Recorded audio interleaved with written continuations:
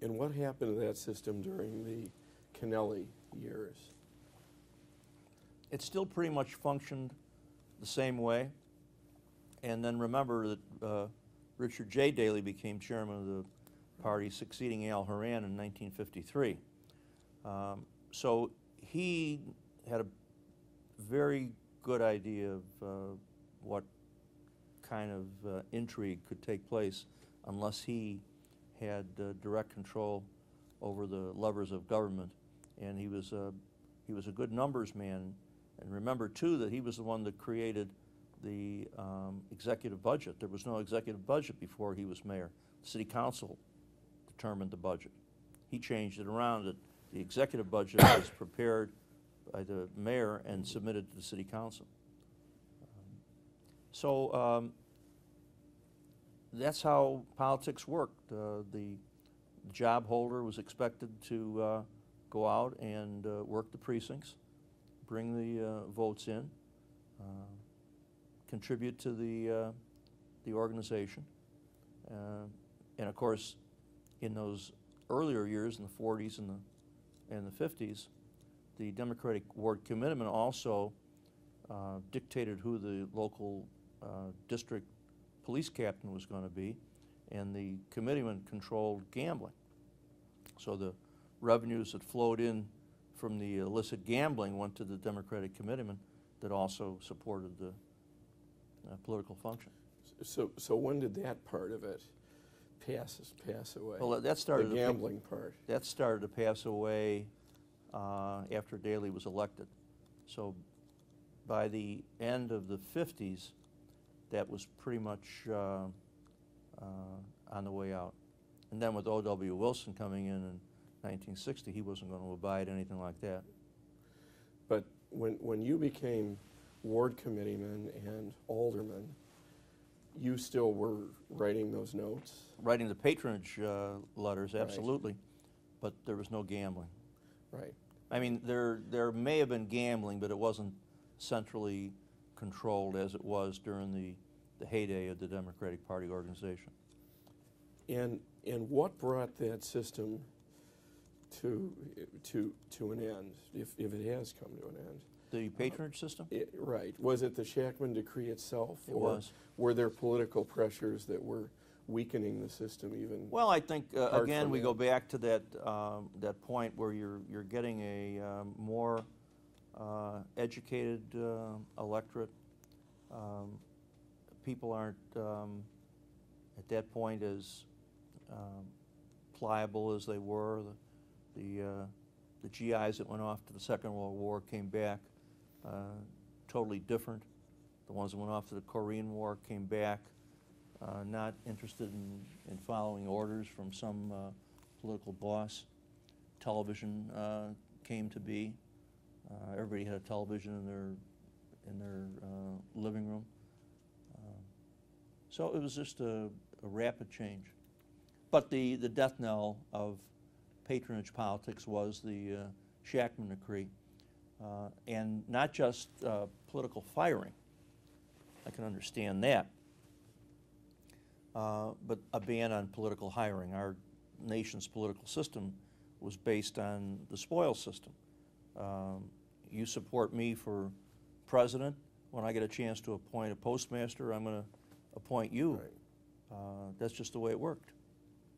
And why wouldn't somebody in an elective office want to put into those jobs somebody that was loyal to them and would want to make them look good?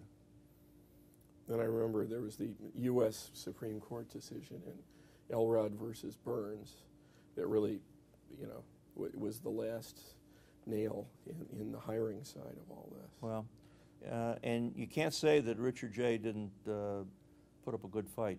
He fought the Shackman case long and hard.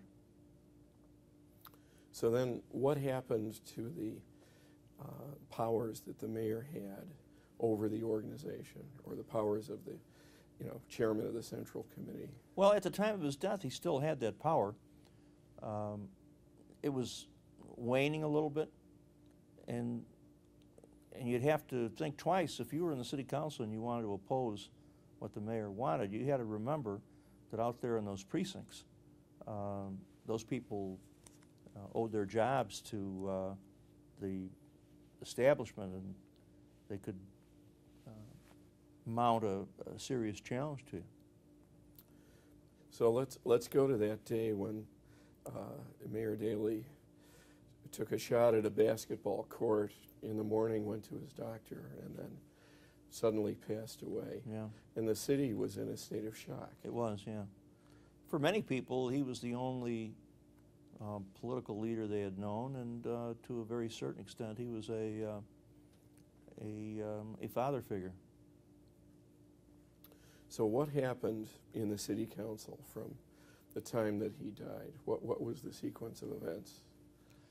Well, Wilson Frost, who was president pro tem, began to assert that by reason of that office, he was the natural successor in the situation where the office of mayor had become vacant. So we go look at the law books, and that's not the case. There was nothing in the state law that provided for a direct succession, except that the city council had to convene and select one of its own members. So Wilson was trying to organize a council meeting, and remember, it takes only 3 members to schedule a special council meeting.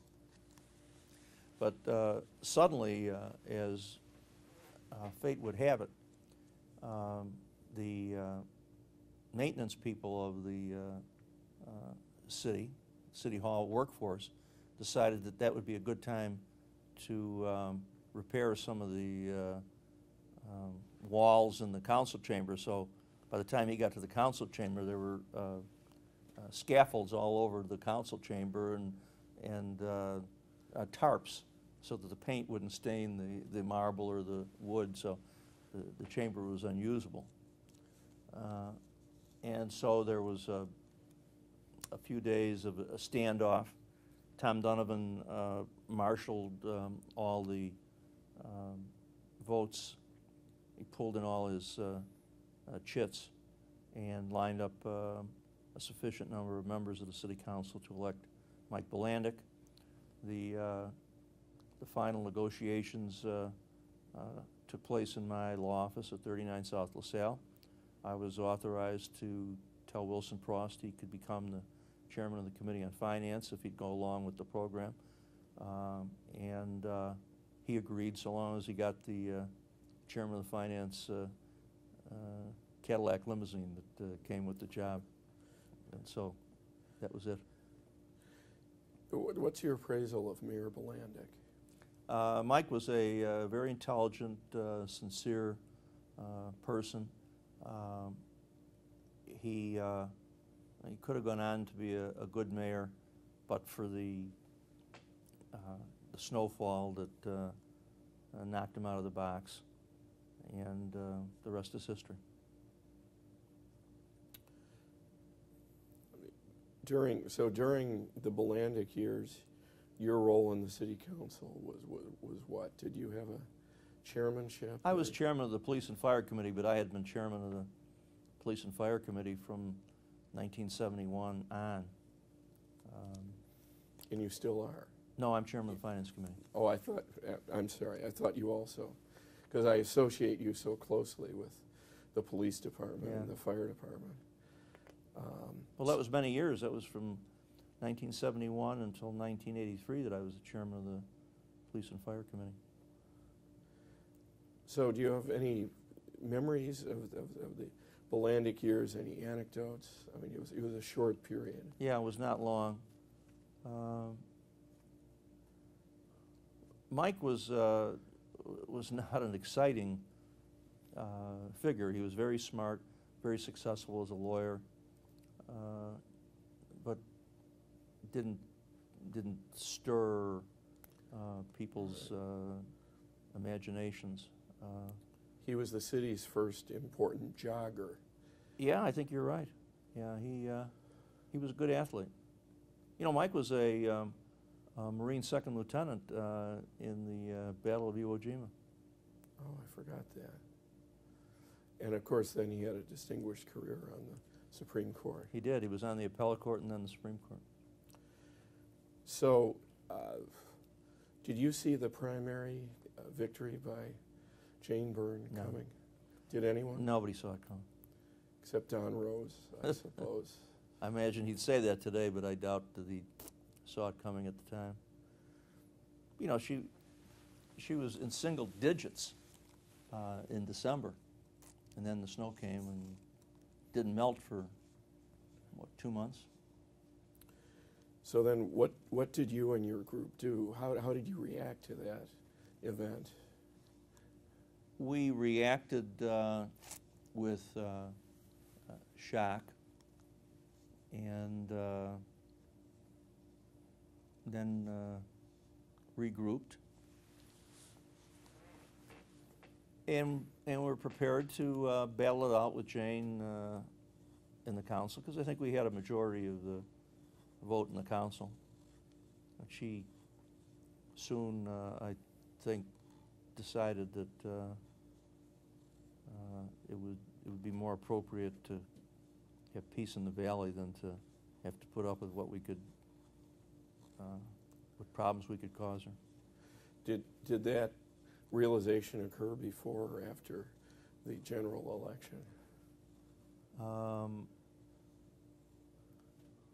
I would say after the general election. And if I remember, was George Dunn the chairman of the Central Committee? George Dunn was the chairman. He had characters like Eddie Quigley and that sort of thing. It didn't take too long for most of those types to swing over to be Jane's newest best friend. But then, of course, the other factor was Jane McMullen, who was also a factor in that whole political. Right, Jane Byrne's husband. Correct. Jane McMullen, who been a reporter for the Sun-Times. Actually, Daily News. Daily News. So, what do you remember about the Byrne years? Her as mayor, anecdotes? A lot of chaos. The firefighters' strike was probably the one event that sealed her fate. She shouldn't have taken that on, and she did. She was tough and smart, and probably but for Charlie Swibel and Jay McMullen egging her on, who knows what she could have been. She could have been the first female vice president. Charlie Swibel, who was he still chairman of the CHA at that point? And then she's associated with certain other initiatives like State Street Mall. Well, she also began Taste of Chicago, which became a huge success and is one of the icons of present-day Chicago history, isn't it? That started at Navy Pier. But city council floor itself, what was the dynamic like in those years? Wilson Frost stayed on as chairman of the Committee on Finance. Eddie Verdoliak became the president pro tem.